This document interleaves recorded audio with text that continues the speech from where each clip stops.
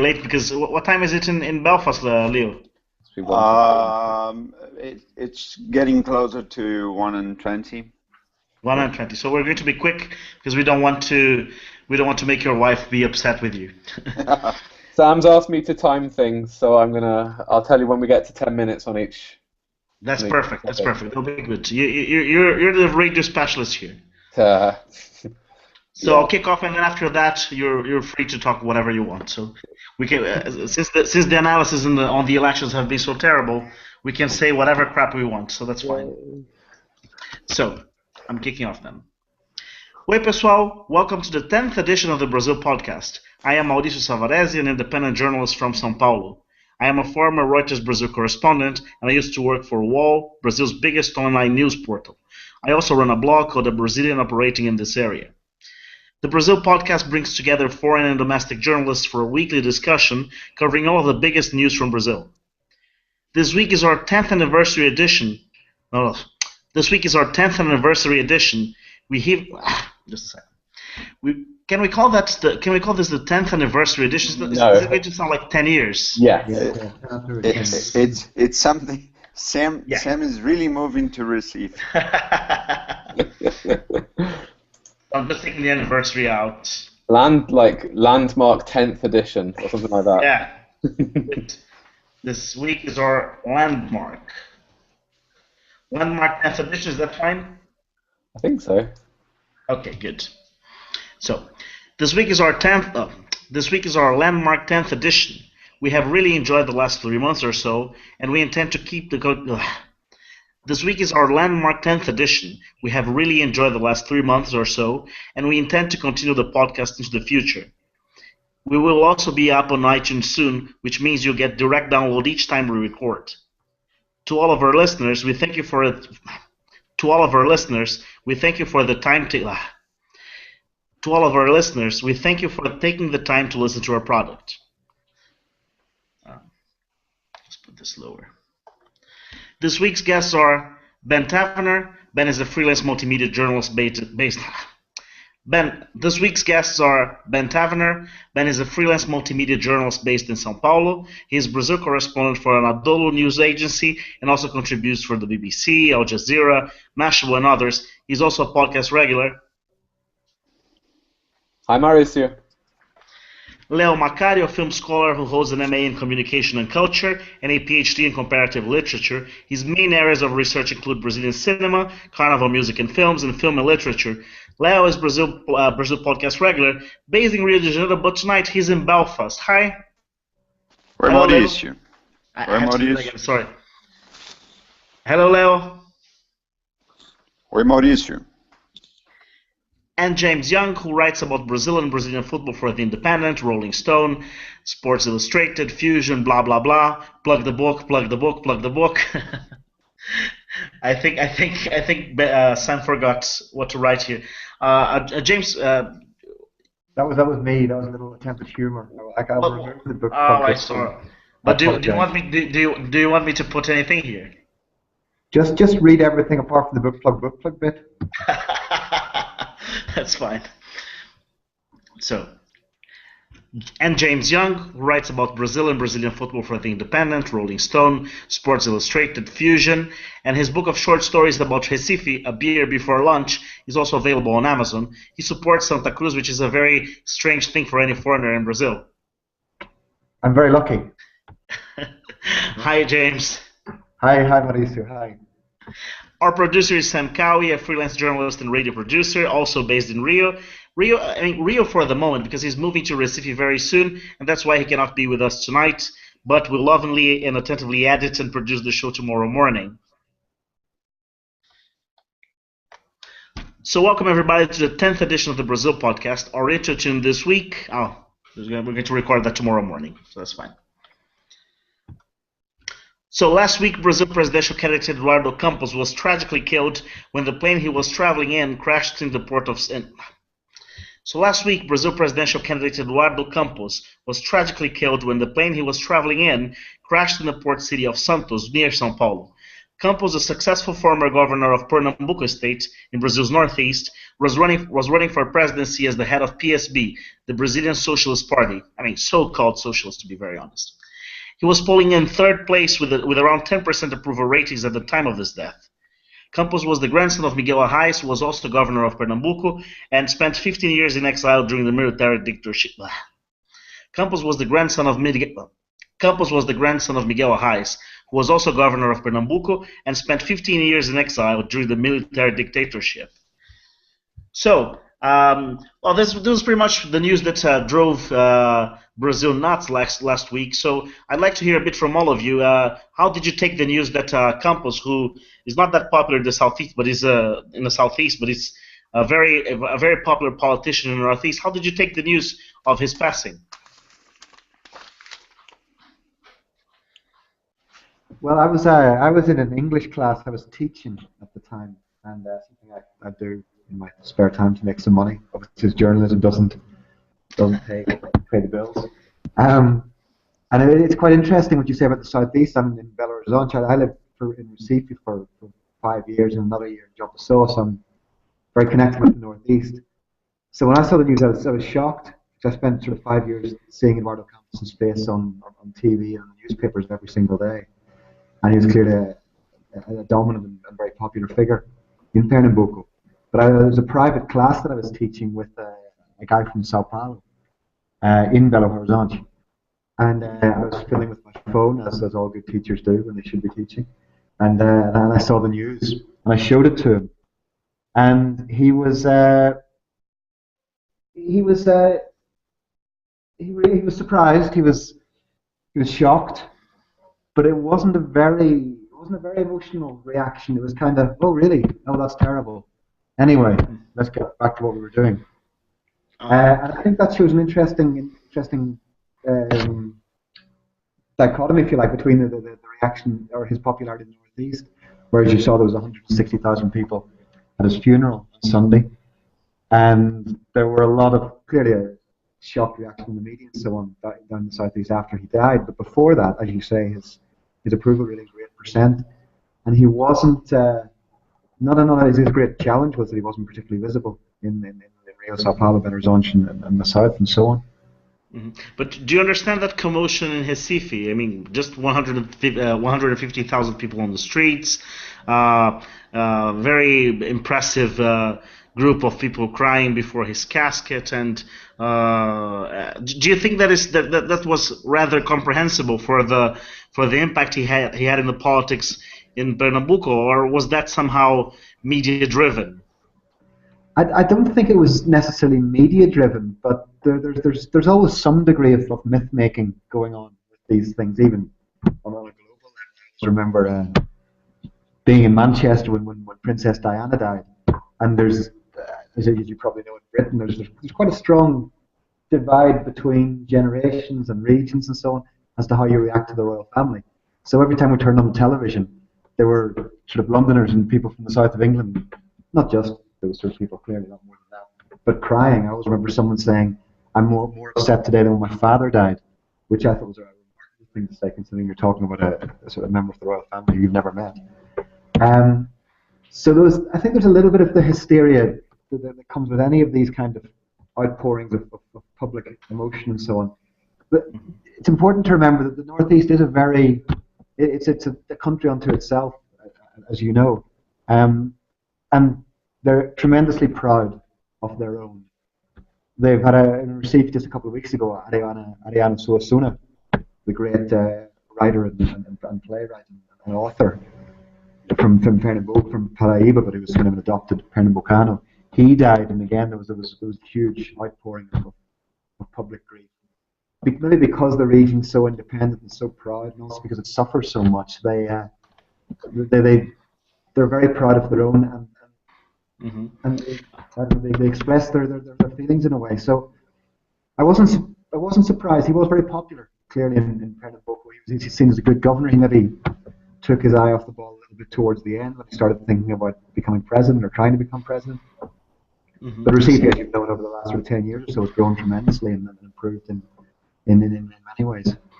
Mm-hmm. James, just one thing. I think when you're speaking, sometimes the volume gets higher and lower as you speak. Are you speaking close to the microphone? I am, but I might be sort of moving my head back and forwards subconsciously. Oh, I see. Maybe that's the thing. Sorry. No worries. Ben, were you in Santos last week as well? No, I wasn't in Santos, but I was coordinating with people down there to try and get pictures and video feeds up as soon as it happened. It was really weird for me because I'd just been starting to do some proper research on all of the candidates because, of course, with just a few weeks to go, we're all going to be asked to make profiles of these people before. So we're all kind of up on all the details so that we can give decent interviews when the event finally comes on the 5th of October. And really, it just started out for me as a routine plane crash story. Well, first of all, a helicopter crash. Everybody thought it was a helicopter. I was calling down to Santos to the fire brigade there, and everybody was certain it was a helicopter. People even told me they could see rotor blades, and we saw quite a few stories of people giving false accounts of what had happened. One very famously said that he'd gone up to the plane and then said that he tried to help them out. He said he even saw the blue eyes of Eduardo Campos. It was a really kind of grim tale, and of course, all the impact. There was absolutely zero chance. And you know what? That's not a first for that guy. No, and that exactly not even for that guy. But this shows something about how desperate people were trying to get the story, and it just rotated for hours and hours. Well, I'm sure if something like that would have happened in the UK, you also would have had rolling news. But there was a real they were showing body parts on the TV. The photographers that I was in contact with were sending me through bits of photos of bodies, and just not understanding how we would cover this as an international journalist. Of course, you don't show bits of bodies abroad, but as that story started developing, it was the same kind of feeling I got as I did on a number of stories where you see this huge breaking story unravel in front of you. The same with the Michael Jackson death, with 9/11, with as you say, Princess Diana. It's just there's something where the adrenaline starts pumping. But not long after that, we started getting all the jokes, which was something I think a lot of people have talked about. How social media reacted to it with disbelief in the first few seconds, but very quickly turned to fairly horrible jokes, really. Of course, he was a father, and of course you can have whatever opinion you like of politicians, but when somebody dies, I don't know. Perhaps it's a way of dealing with it for people, but there seems to be a lot of jokes. I'm not sure how that would have gone down in the UK. Probably there would have been jokes as well, but it seemed a bit tasteless. I don't know what you thought about it.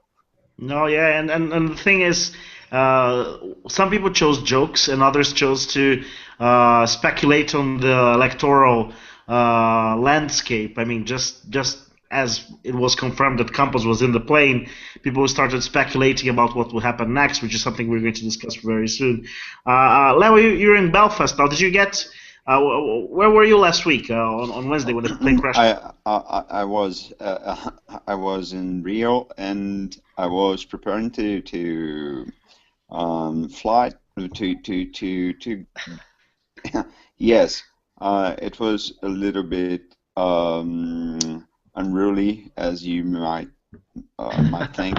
I mean, yeah, not for me. I actually like to go on planes, but people mostly are really nervous in that kind of situation. I'm used to it. I was in a flight right after the big Go accident, and I had to travel also in the weekend before the TAM accident. Which are, I mean, mostly commercial flight crashes are problematic in that kind of situation. But then again, I've heard some stories here about the situation, and that it was not clear. It was not clear to the eve of the night. I remember trying to get some news I evidently was getting to the airport. So it was not that easy to know things in that situation. And here in England, I was in London on the next day. We got the news, but it was not that clear. I was getting some of my information for my friends, with my friends, with you, Mauricio, and other friends too. And it was already about the jokes. It was already about the fact that people couldn't let them cope, let the family cope with the situation, and things like that. And that's terrible. But that's part of the thing that we always get in Brazil. Mm-hmm. Yeah, that was one thing I was going to ask our international friends, because I've seen many Brazilians make jokes about World War II and make jokes about very sensitive issues that I mean they can really touch a nerve of foreigners, and in Brazil it doesn't seem to have that kind of impact. Have you experienced any similar things with Brazilian friends or Brazilian acquaintances making fun of things that they're not easily that they wouldn't get away with in other countries? No, I don't think so, really. I mean, Brazilians do make fun of things, but I think there's certainly in the UK there's that culture as well of making jokes about sensitive subjects and then the sarcasm and so on. You can remember jokes about pretty much every disaster and tragedy at some stage. So I don't think it's just a Brazilian thing. I think it's fairly universal. Uh-huh. Yeah, I think it's a coping mechanism, and I think that one of the things I've noticed since I've been here is that people deal with death, of course, with emotion, of course, with hysteria if it's somebody that you know, but death is a subject that's a lot more in the news. I mean, these programs like Urgente, where you see people following the criminals and then seeing the shootouts, and you see the criminals shot down by the police, and and of course all the stories that we get out of. Hello. Yeah. Hello. I was hearing just fine. Yeah, me too. I actually can't hear you. Can you hear me? I think that's only Mauricio. I think it's just Mauricio. Sorry, guys. Yes, I thought I had. Can you hear? Sorry. Can you keep on? Yeah, I can. So the only point I was going to, the point I'm making is that there seems to be a different. I don't like to say that there's a different kind of. How do I want to say this? It was in my head just a second ago. Just the kind of the way how it's not about how much they value life. It's just the amount of contact they have with death. I think it's greater here in Brazil than it is certainly in the UK. Any story with basically any big unexplicable death in the UK goes in the news, whereas here, somebody died in a huge car crash, and it's not really news here. It's something that's seen as normal. So I think that explains to some extent the jokes that came so quickly. And just a point that Leo said that that some people aren't big fans of flying. Of course, Marina Silva, who we now know said that she didn't step on that plane because of divine providence. I'm not sure what that says about the other people that did get on that plane or her relationship with them. But she said that she didn't get on, and we know very well that she doesn't like flying. And of course, if she does, well, now she's going to have to fly a lot more. And if she ever did become president, she would have to fly even more. So perhaps it's not the best role for her. Yeah, and I think that's also a good cue for us to move to the second topic, which is now Marina in the presidential elections very likely is not confirmed yet, but she will. And according to a Datafolha poll just released on Monday, she would take second place in the first round of the presidential elections, forcing a runoff in which she would tie with President Dilma Rousseff. It was the first poll taken in Brazil after Campos' death, and of course that comes with a lot of emotions too, but it was taken. Silva was Campos' running mate, and she is probably going to be announced on Wednesday as the leader of the ticket. Although she's not that close to many members of the political party she is in now. So, firstly, I would like to hear about your impressions. I'm not even going to talk about the numbers that much because I don't like to argue with polls. But at this moment, I think that any figures don't reflect what's going to happen even next week when the proper free airtime is going to be given to all the candidates in the election. So, do you think that Marina stepping in is going to make a huge impact in the elections, or not really? Who do you want? I can start. I mean, as you say, we need to take this poll with a pinch of salt. It was taken in the 2 days after the crash when there was a lot of emotion going round. But one thing, just getting away from the figures a little bit, one thing it does seem to show is that people have engaged. It's an event that has forced people to engage with this pretty boring election run-up that we were having, and now it had turned into something more like a novella. I mean, this now, well, novella or a Hollywood movie, of course.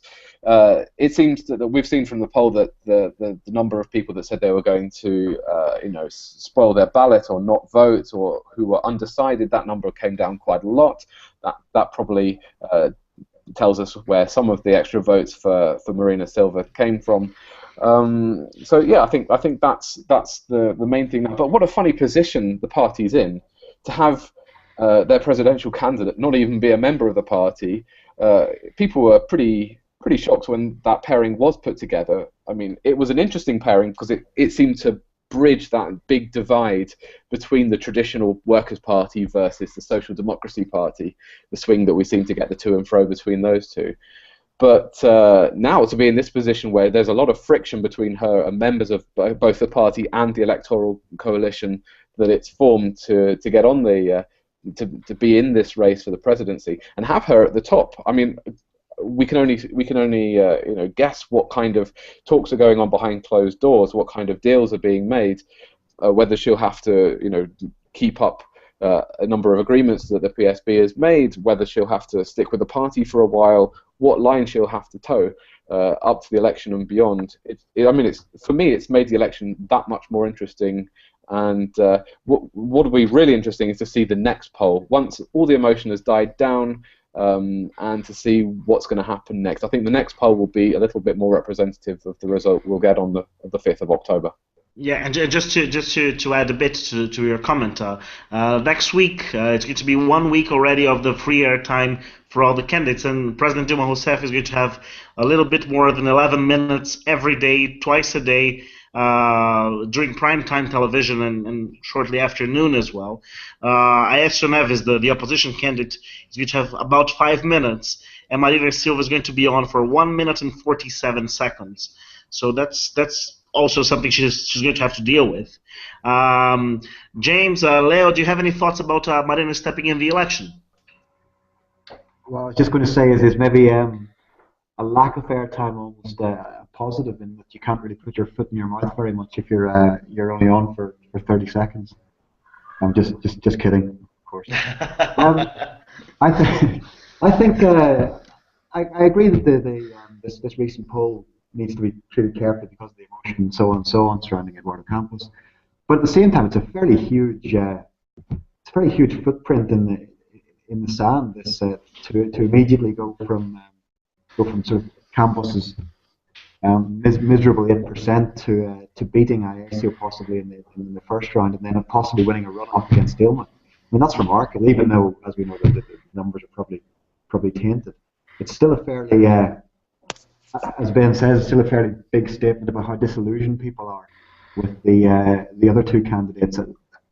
I think a lot of people voting for Aécio are probably voting because they don't like Dilma, and people are voting for Dilma because they don't like Aécio.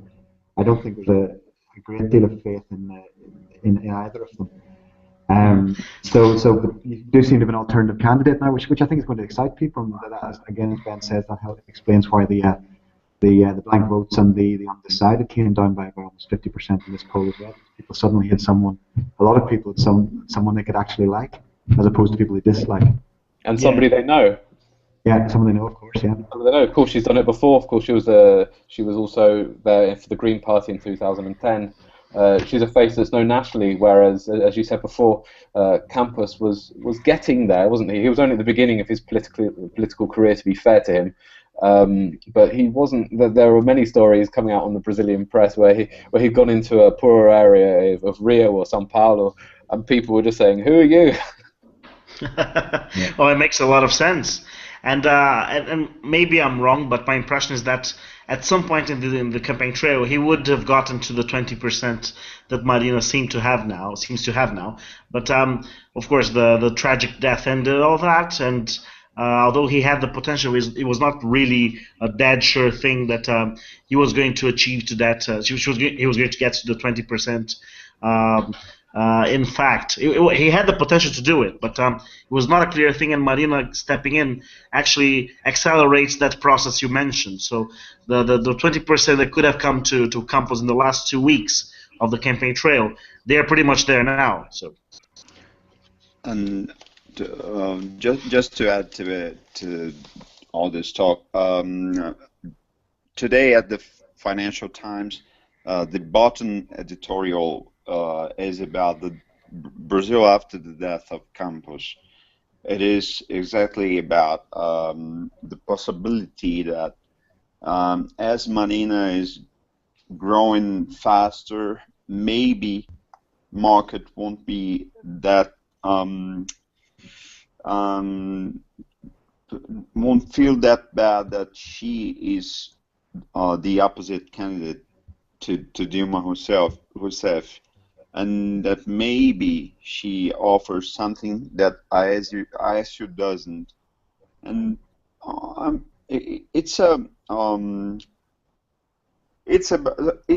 it stresses also the fact that as you said before, that that Campos wasn't a real national figure, and that Marina was already a national figure, and also that Campos maybe was running with the eyes towards the next election. Mm-hmm. I don't think that's. I think that's. Sometimes we can read too much about, in those things, and in Brazil, I don't think it was that distant that Eduardo Campos could win this thing altogether, because we have this tendency to forget that sometimes Brazil chooses the horse no one's looking at the beginning of the race. So I think it was already a 3-horse race, mm-hmm. but now it is clear a 3-horse race. Mm-hmm. Leo, do you think there's a chance that there's still a lot of speculation going on about the vice presidential candidate if she is tapped as the main PSB presidential candidate? Do you think there's any chance, as some people are speculating, that Renata Campos, Eduardo's wife, could possibly be the vice? I think that could be the case, but I think it would be a violent thing to do. I don't believe that's the position they will have, but that's not. That wouldn't surprise me. Let's put it this way. Well, I think if they choose emotions, and if they think they can keep the funeral until the end of the runoff, they might go with her. But my impression is that they need someone that actually controls the party, which is what Campos did. And just to tell a bit of Campos and how he became important, because I think that also resonates in the election.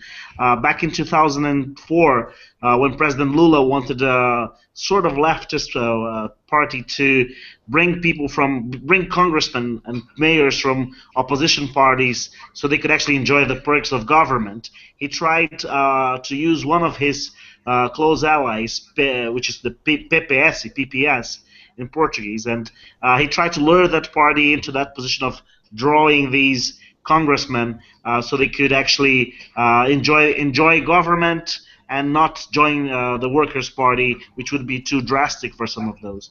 But PPS, they rejected that claim. They rejected the idea.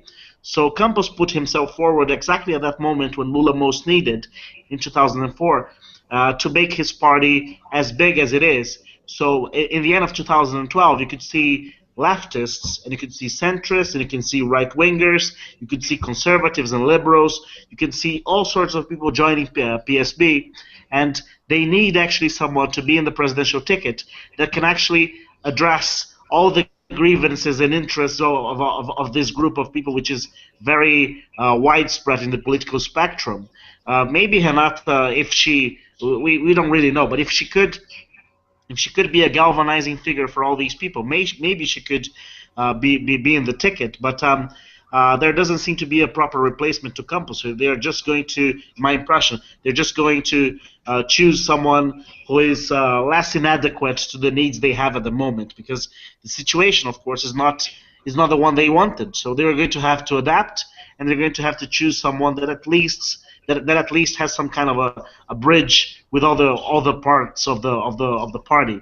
And just to end my point, there's actually people in PSB that were pretty much in favor of Dilma Rousseff for re-election, and some others that were pretty much for Aécio Neves. Some of them weren't even for the national candidacy with Eduardo Campos, and they are also going to be important in the campaign trail, because if Marina wants to have the full party behind her, she's going to have loads of difficulties, and she's going to have to accept loads of things that might make her be less seen as this innovative figure people think of.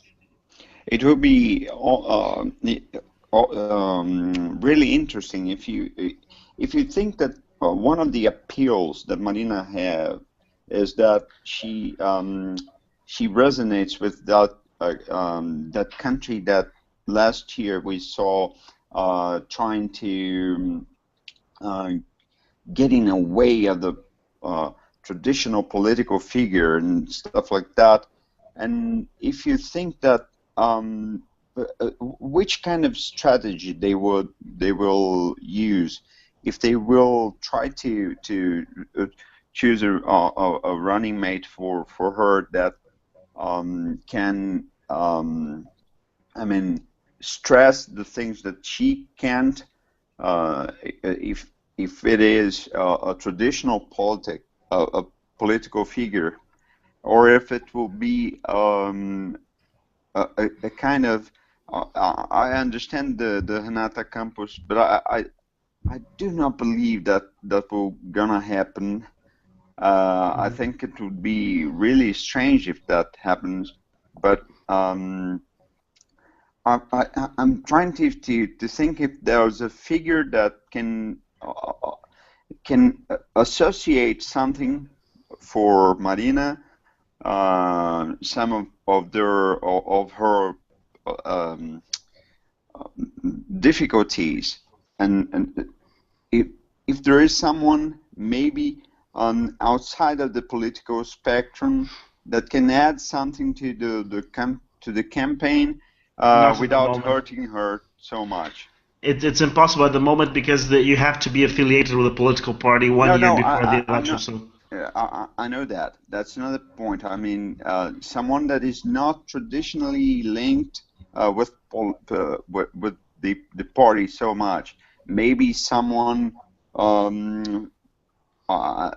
exactly from the market, or someone who is an entrepreneur, or some figure like that. But how do you do that in a political party in which the main leader has died, and all the different factions inside the political party don't have anyone they completely trust? Exactly. Because the only one actually died. So my impression is that the vice presidency in that ticket particularly is not exactly to bring votes or to talk to a specific part of Brazilian society. It is basically to assure the party leaders that they're going to have a share of government if Marina actually succeeds in the election. Yeah, I agree with you. I just find that it will be an interesting thing to notice. If they choose someone, it will be a strategical choice, and but maybe you're right. Maybe someone it will be choose as I mean the one who can how can I put this? Someone who will definitely cost less for them to have on the ballot. That makes sense. Guys, should we move on to the third topic? Because it's really late in Belfast, and I don't want your wife to kill us when I visit when I visit Rio.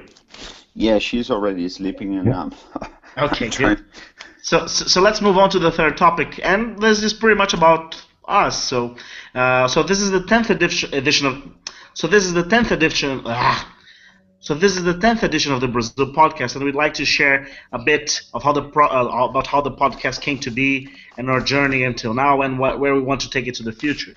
So just to tell a bit of how the idea came along, I first got in contact with Leo and Sam with this idea of bringing together journalists from all over Brazil, mainly international journalists, to discuss an agenda for the country, and not only the agenda, but the news that had happened the previous week and important topics that we thought deserved a proper debate.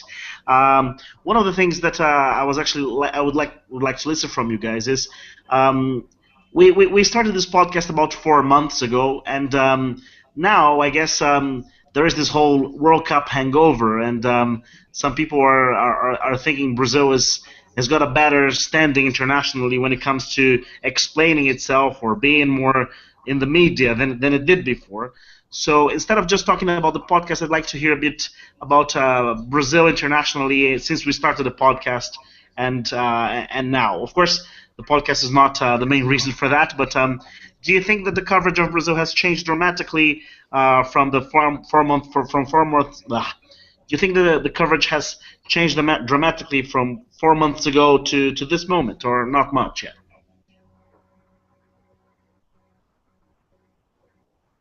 Well, I've been here for nearly 4 years now, so I've seen a bit of a progression. I've not been here forever, but I think 4 years is quite a good chunk of time to see a country.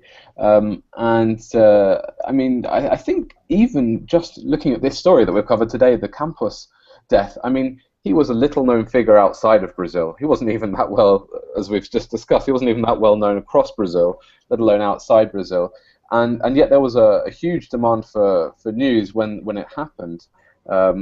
Of course, the World Cup has increased people's interest in Brazil to some extent, and of course, an election in one of the biggest countries in the world, of one of the biggest democracies in the world, is always going to draw attention. But I think the level of interest in the Campos story was really interesting, and I'm not sure it would have been as big had Brazil not have increased that kind of sense of presence in the world.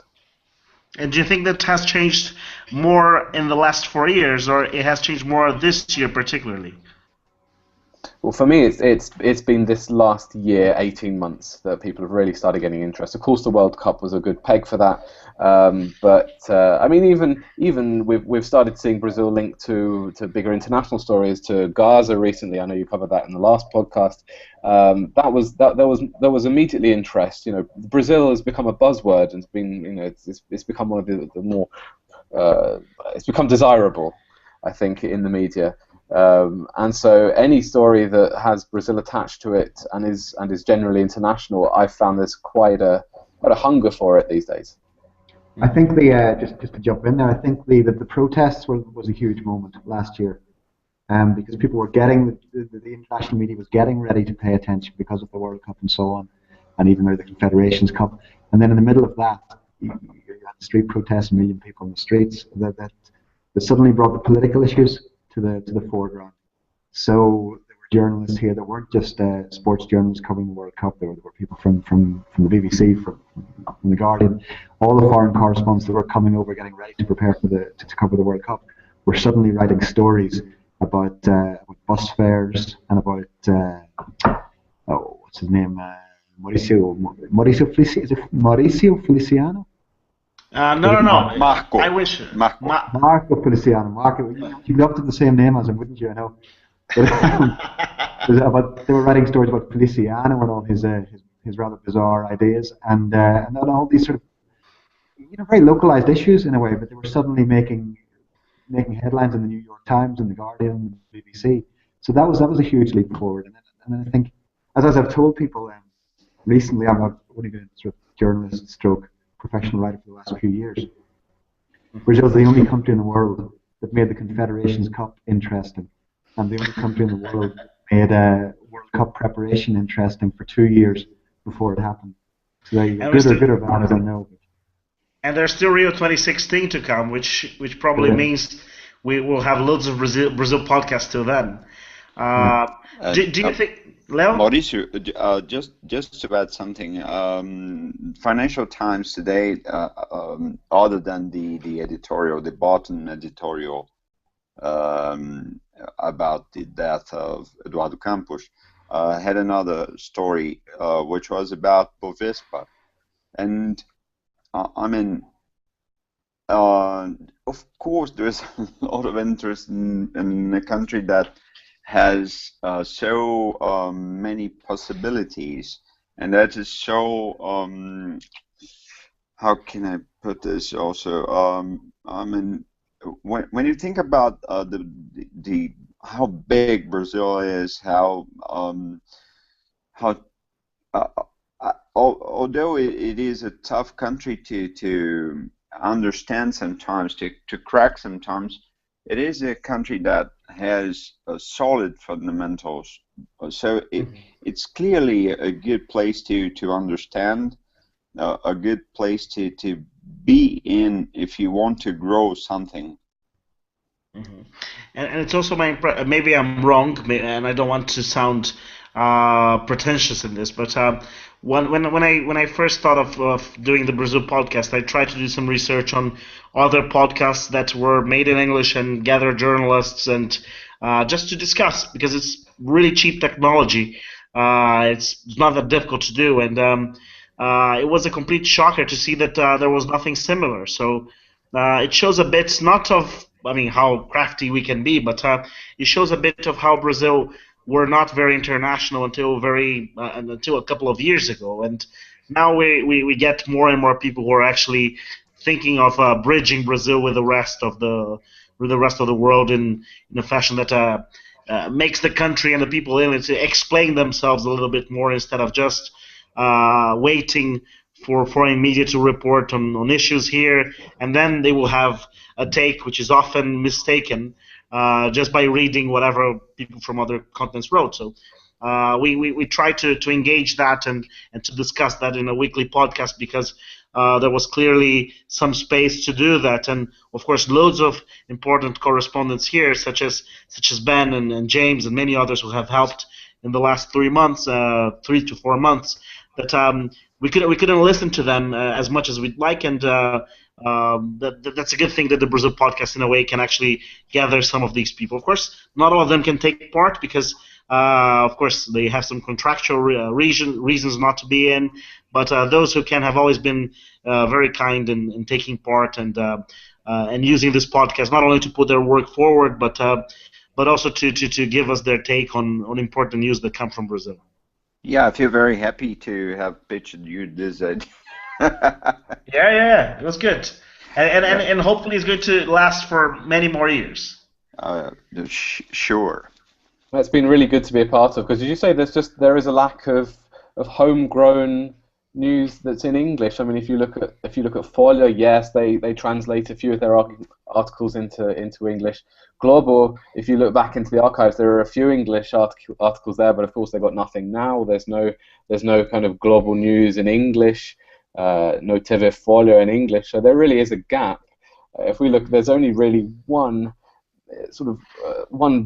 big-ish English news site, which is the Rio Times, which tries to bring across stories to a bigger audience, but their budgets aren't huge, and of course they're limited by in scope to that's what they can do.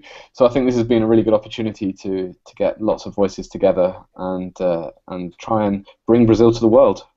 Yeah, it's going to be interesting 4 months when we look. I mean, hindsight, and probably we don't understand very well what we're doing in a sense of how much we're bridging Brazil with the rest of the world, because I've gotten more and more, not only emails, but accounts of people saying they not only listen to the podcast, but they recommend readers of The Guardian and of other newspapers to actually listen to that as well. which is a bit of a shock. But and just to reassure everybody listening, we never paid anyone a dime because we don't make a dime with that. Exactly, and it's interesting to see that this lack of Brazil coverage actually is actually going to get bigger if there's not people to be up to that demand that's going to come the next 2 years for the Rio Olympics and for other stories that are also complex and have very few people to report. I mean, I started confusing now, but my impression is that the demand for Brazilian stories is going to be bigger and bigger over the years, and now there's, of course, this hangover of after the World Cup, but there are issues that are complex enough to be human stories that everyone can actually relate to wherever they are. We are here to crack you why a country that loves football so much loves more and more lawyers that are associated with football. Just us to explain you that. Exactly, and how conservative Brazil is about many other things. That's something we can talk about in the next editions as well. So should we wrap up? Oh yes. Yeah. You have to go to bed. Okay, so that's it for this week. Thanks to our guests. You've been listening to the Brazil podcast. This week I leave you with Salve a Mulher Brasileira and Calma no Brasil. Let me just end